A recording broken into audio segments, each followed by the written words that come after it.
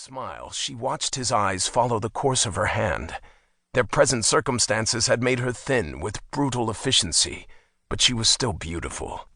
The wind outside shrieked, flinging snow at the window of their tiny, one-room apartment. The blizzard had come at the worst possible time. He couldn't hunt in this. It wasn't his fault, she knew that. But it is his fault, insisted a voice buried in the back of her mind. Her neighbors in Ontario County would have called it a white Christmas. She scoffed at the thought. She still didn't understand the point of the holiday, even after all the years she'd spent in this wretched country. Luca reached into the large side pockets of his black cargo pants and pulled out a foil-wrapped parcel. "Take this, my queen," he said, holding it out. "I was saving it in case you didn't have enough." He peeled back the foil to show her a piece of meat that was seared just enough to keep its juices inside. She looked at his emaciated face. He had always put her needs before her own. "You eat it, Luca." He shook his head. "No, my queen. I'm not hungry." "You are so thin, dear one." "No, my queen. I am fine. You need this more than I do."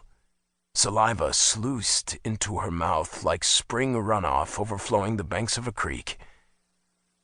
"The girl was very tasty, wasn't she?" Liz mused. "Yes, my queen. I was lucky to find someone so healthy in such a shitty little bar. Usually, they are drunks or worse, but she was young and fresh." She eyed the package and then tore her eyes away. "You're sure you've had enough?" Luca swallowed and nodded. "Yes, my queen. You eat it. I am full." He was lying, of course.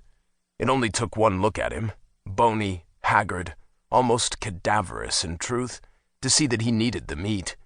She understood his loyalty, his fealty. It was as it should be, after all.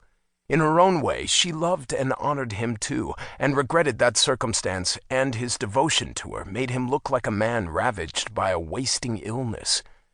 At the same time, she was hungry. She shrugged and reached for the meat. "If you are sure, my champion." "I am sure, my queen," he said, avoiding her gaze. "Thou art mad now, Luca, and reft of mind," she whispered, and he winced. As she ate, her eyes drifted around the little efficiency with forced indolence, lingering on all the things she detested about the place. The peeling, atrocious wallpaper, the stained carpeting, the unstable kitchen table, the broken television, all of it. She forced herself to swallow. "This place." She pursed her lips, then lifted her arms out from her sides and let them fall, unable to find English words strong enough to express the depths of her hatred for their present state of affairs. "Dath tairir miklankartil ath taya."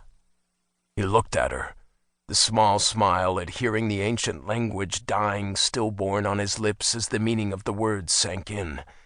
"Please don't say that, Your Grace." Luca's eyes darted around the room. "This place is beneath you, I know, but it's temporary, my queen. We can pack and leave tonight, or we can just leave. We can go somewhere else, another state maybe, or back to Scandinavia. You pick the place, my queen, and I'll make it happen."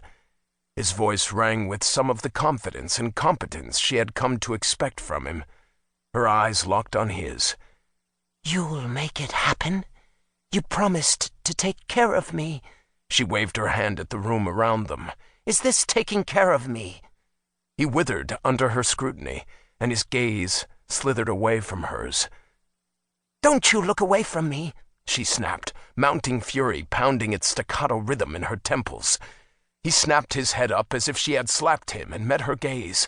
I'm sorry, my queen, for all of it. This place."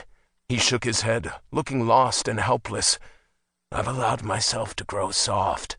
Everything is so easy here. It was..." Like some wild beast, anger leaped into her mind, jaws snapping, saliva flying. "You've grown soft? It was too easy? For these reasons I go hungry?" Her voice boomed, filling the small apartment with her fury. Her breath tore air from the room in ragged gasps. She had to clamp her